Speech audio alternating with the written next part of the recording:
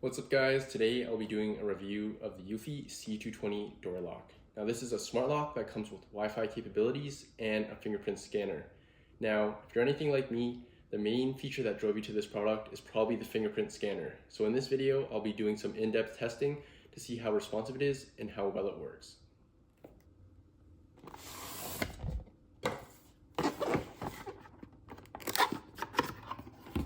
The first things that we see when we open the box are the sleek looking back plate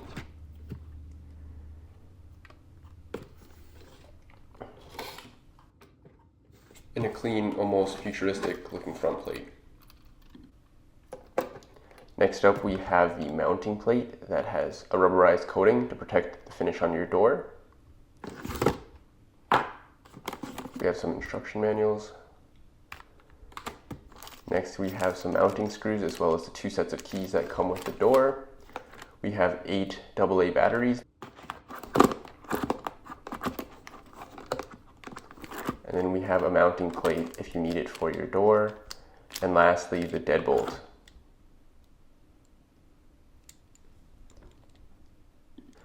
Next up, I'll be showing you how to install this product. So first things first, you're going to want to remove your old lock, which you can see I've already done. And next you're going to want to insert that deadbolt into that same hole.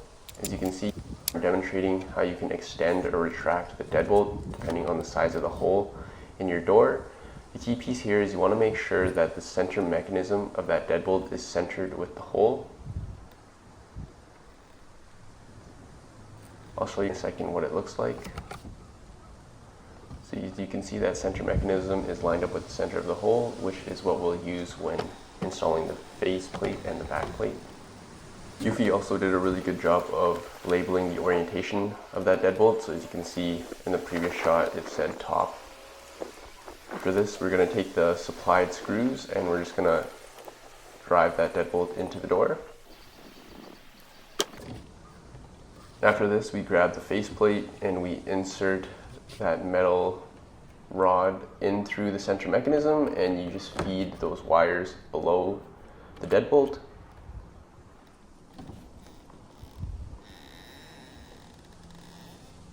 Don't be too concerned right now how that front plate lines up. We'll have time later on once we're actually driving those screws into the door to fasten it.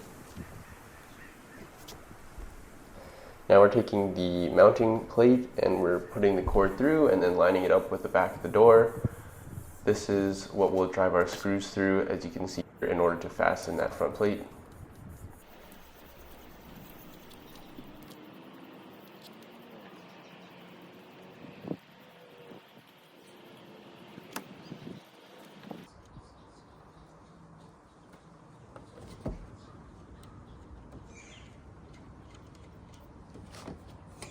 This is what it'll look like when you've almost fully driven those screws into the door. You can see the plate is pretty well flush with it. And once I'm satisfied with how that back plate is lined up, as well as how the front plate is lined up, I take my screwdriver and drive those screws in the last bit of the way.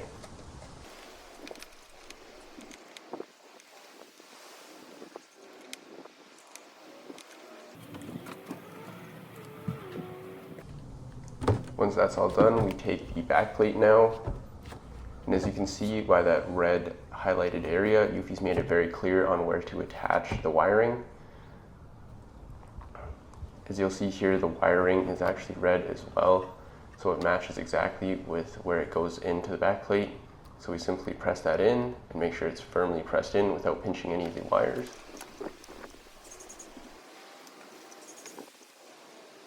Now that that's done, we're ready to push that plate against the door. You want to make sure that it's in the unlocked position. Since that deadbolt is in the retracted position, we want to make sure that it's lined up with the mechanism properly. And as you can see, now that it's pressed up against the door, when I switch that mechanism, it is unlocking and locking the door. Next up, we're going to drive some screws into that back plate to finally secure it. There's a total of 3 screws that go in here, 2 in the top / middle, and then 1 on the bottom.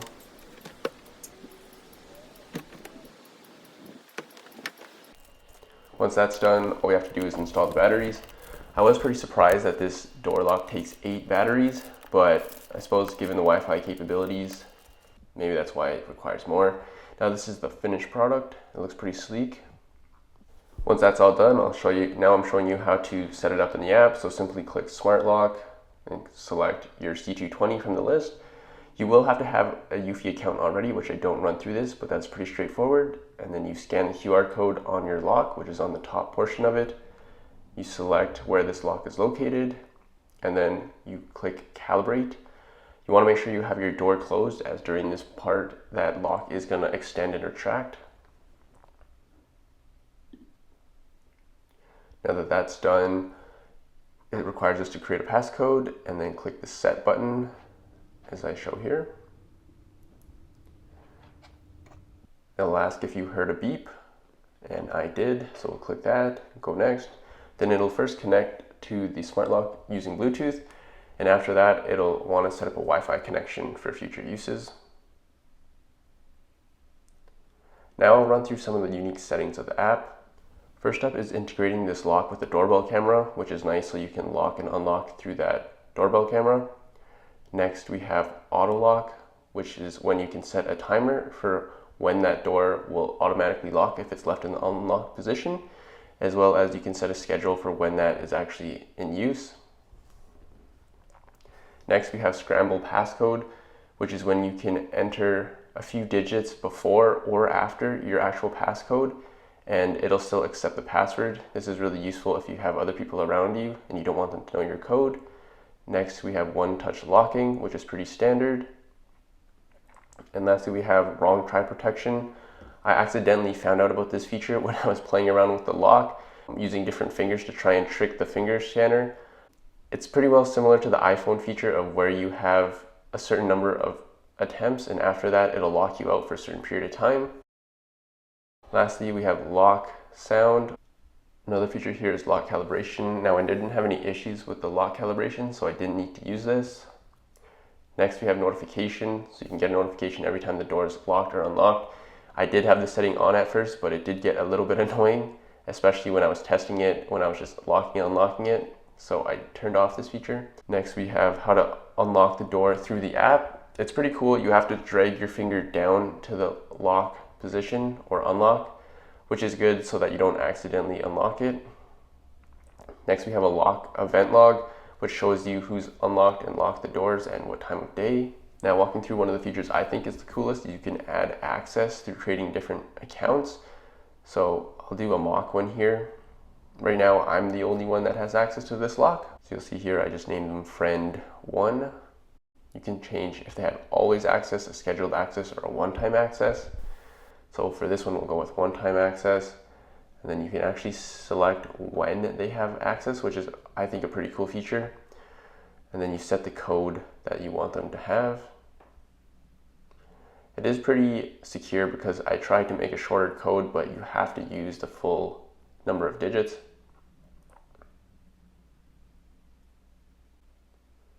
And there we are, we have a profile set up.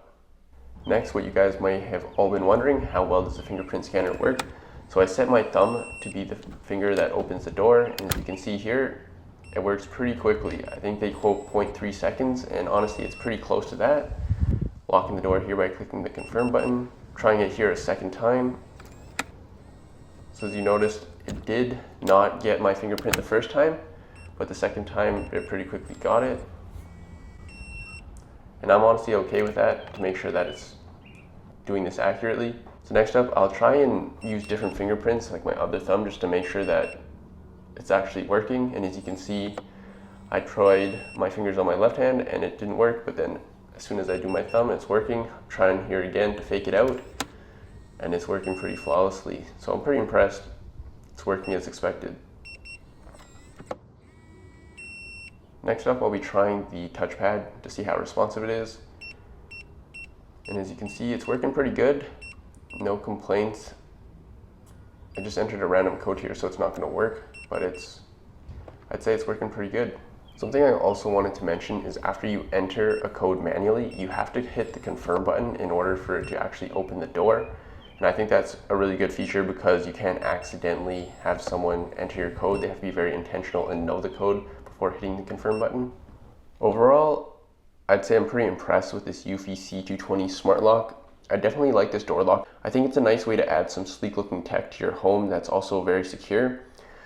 I've been using the fingerprint scanner for a few weeks now, and I definitely enjoy it and wish some of my other door locks had this same feature, as it is a lot quicker to get in and out of your home. I am also a big fan of adding profiles that allow access to different people into the home. My only con was when you need to hold the confirm button for a second or two before it actually locks the door. But as I mentioned, after getting used to this over the last couple weeks, I'd say it's no longer a con and it's just something I've gotten used to. That's it for today's video. If you do decide that you like this product and you want to pick one up for yourself, check out my product link in the description. Full disclosure, when you use my product link, I do get a slight kickback, but ultimately that helps support this channel and helps me make more videos for you guys. Take care, and I'll see you in the next one. Peace.